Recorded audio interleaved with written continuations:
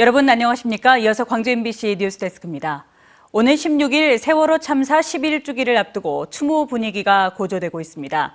5.18 민주광장 합동분향소에는 궂은 날씨에도 불구하고 희생자들을 추모하는 발길이 이어지고 있습니다. 보도에 김영찬 기자입니다. 세월호 참사 11주기를 앞두고 광주 5.18 민주광장에는 합동분향소가 차려졌습니다. 비가 오고 바람이 부는 궂은 날씨 속에도 시민들의 추모 행렬이 끊임없이 이어집니다.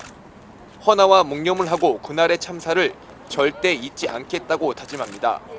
이분들은 아직도 17살, 18살 이쯤에 머물러 계시다는 게 좀 생각할 때마다 가슴이 아픈 것 같습니다. 시간이 오래 지났잖아요. 잊고 살기도 하거든요. 근데 노란색을 볼 때마다 그냥 안타까운 마음만 드는 것 같아요. 또 반복되는 대형 참사에 철저한 진상 규명과 안전한 사회를 촉구했습니다. 참사가 반복되지 않고 이윤이 먼저가 아니고 생명이 먼저인 사회가 왔으면 좋겠습니다. 오늘 광주와 전남에서는 최대 40mm 안팎의 비가 내리면서 오후에 예정된 청소년 기억문화제 등 세월호 추모 행사는 취소됐습니다. 하지만 다음 주 들어 맑은 날씨가 예상돼 오는 16일까지 광주 기억문화제와 예술인 공연 등 추모 행사는 차질 없이 진행될 예정입니다. 16일까지 세월호 참사 11주기 기억문화제 및 시민 분향소를 운영하고 있습니다. 많은 시민분들께서 세월호를 다시 한번 기억해 주시고 유족들은 참사 당일인 16일 진도군을 찾아 세월호 침몰 해역에서 열리는 선상 추모식에 참여합니다. MBC 뉴스 김영창입니다. 등하교하는 자녀들의 안전 문제, 부모들은 항상 걱정입니다. 해마다 늘고 있는 어린이 통학버스 교통사고를 예방하기 위한 안전점검 현장, 안준호 기자가 다녀왔습니다. 노란색 어린이 통학버스들이 한자리에 모였습니다. 상반기 개학기를 맞아 어린이 통학버스 안전점검이 시작된 겁니다. 안전사고가 발생하지 않도록 미연에 점검하는 예방 차원의 활동입니다.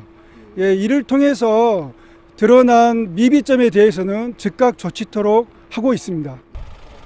전남교육청과 한국교통안전공단, 경찰 등 유관기관 업무 담당자들은 통학버스 안팎을 꼼꼼히 살핍니다. 아이들은 힘이 부족하잖아요. 그러면 이 접이식을 접을 힘이 없어요.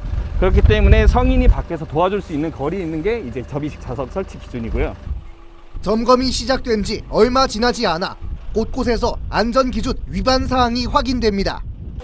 통학버스 후면부에 어린이 보호 표지를 부착하지 않거나 차량 유리창에 가시광선 투과율을 방해하는 광고성 스티커 부착이 현장에서 지적됐습니다. 이 차량의 경우 운행 기록 장치가 설치되어 있지만 현재 고장으로 작동하지 않습니다. 이날 안전점검을 받은 목포 지역 어린이 통학버스는 모두 10대, 이 중 소화 설비와 하차 확인 장치 등 총 19개의 안전점검 기준을 모두 통과한 차량은 단 3대에 불과했습니다. 최근 5년간 전국에서 발생한 어린이 통학버스 교통사고는 83건으로 이로 인해 어린이 1명이 사망했습니다. 특히 같은 기간 부상당한 어린이는 33명에서 64명으로 2배 가까이 늘어난 상황. 관계자들은 어린이 통학버스의 안전수칙 준수와 함께 이 같은 통학버스를 도로에서 마주치는 운전자와 행인들에게도 사고 예방을 위한 주의를 당부합니다. 정차할 때쯤 보시면은 이제 위쪽에 빨간 불이 들어오게 되는데 이제 그 구역은 이제 어린이 보호 구역으로 설정이 되기 때문에 이제 지나가는 행인이라든지 옆에 지나가는 차량들에 보시면은 그런 빨간 불이 켜져 있을 때는 그래도 조금씩 조심해.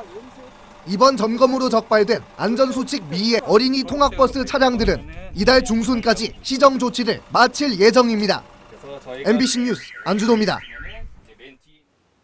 최근 광양항 인근 해상에서 살아있는 향고래가 육지 가까이까지 접근한 일이 있었습니다. 전문가들조차 당황할 만큼 이례적인 현상이었다고 하는데 이번 일을 계기로 남해안 고래 연구가 본격화될 수 있을지 주목됩니다. 최황지 기자가 보도합니다. 향고래는 지난 4일 광양항 인근의 해상에서 최초로 발견됐습니다. 이후 연안을 맴돌던 향고래는 여수산단 인근에서 이틀을 머물렀습니다. 사흘째엔 수심 2m도 되지 않는 얕은 곳까지 들어왔다가 해경의 유도로 묘도까지 나아갔습니다. 향고래는 나흘째부터 바다 쪽으로 헤엄치기 시작했고 남해 인근 해상에서 한 어민의 신고를 끝으로 더는 모습을 보이지 않고 있습니다. 해경은 마침내 먼바다로 돌아간 것으로 보고 있습니다. 5박 6일간 강양항에서 머물다가 남해군 소치도 인근에서 최종 마지막 확인됐고 현재까지는 발견되지 않고 있습니다. 이 흐름대로 간다면은 태평양으로 돌아갔지 않나 판단이 됩니다.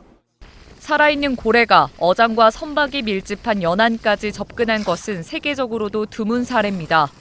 갑작스러운 출현에 관계 당국도 마땅한 매뉴얼이 없어 곤란을 겪었습니다. 우리나라에서는 저희가 구조치료 활동 나가는 것도 보통 작은 소형 고래나 거북이 위주로 많이 활동을 펼치는데 이렇게 큰 고래는 처음이라서 실제로 저희가 출동했을 때 어떻게 조치할 수 있는 방법이 많이 없었습니다.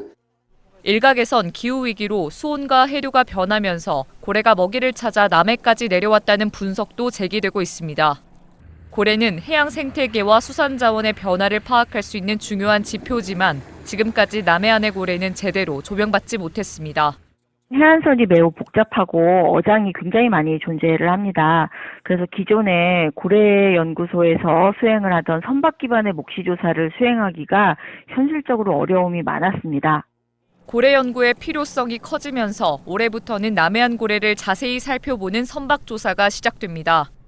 그동안 동해에 집중됐던 고래 연구가 남해로도 확대되면서 급변하는 해양 환경을 체계적으로 파악할 수 있을지 주목됩니다. MBC 뉴스 최양지입니다. 제주항공 여객기 참사로 항공기 운항이 중단된 무안국제공항의 폐쇄 기간이 3개월 더 연장됩니다. 국토교통부는 방위각 제공 시설인 로컬라이저 개선 공사 등을 위해 무안공항의 폐쇄 기간을 오는 7월 18일까지 연장한다고 밝혔습니다. 무안공항의 재개장 시점에 대해서는 공사 진행 상황을 지켜본 뒤 추후 논의하기로 했습니다. 광주 서부경찰서는 어젯밤 9시 40분쯤 서구 동천동의 한 도로에서 음주운전을 하다가 오토바이 운전자를 들이받은 혐의로 30대 여성을 입건했다고 밝혔습니다. 이 사고로 오토바이 운전자는 다리를 다쳤지만 생명에는 지장이 없는 것으로 알려졌습니다. 이 여성은 사고를 낼 당시 면허 취소 수준의 만취 상태였던 것으로 조사됐습니다. 지인인 업주의 부탁을 받고 술집에서 행패를 보련 취객을 때린 조직폭력배 등이 구속됐습니다. 광주경찰청 형사기동대는 지난 2월 초 북구의 한 술집에서 취객을 폭행한 혐의로 조직폭력배 3명을 구속했다고 밝혔습니다. 이들은 지인인 업주가 취객이 행패를 부리고 있어 와서 도와달라고 부탁하자 폭행을 한 것으로 조사됐습니다. 언제 어디서나 내 손 안의 뉴스. 광주 MBC 뉴스 유튜브 구독으로 함께하세요.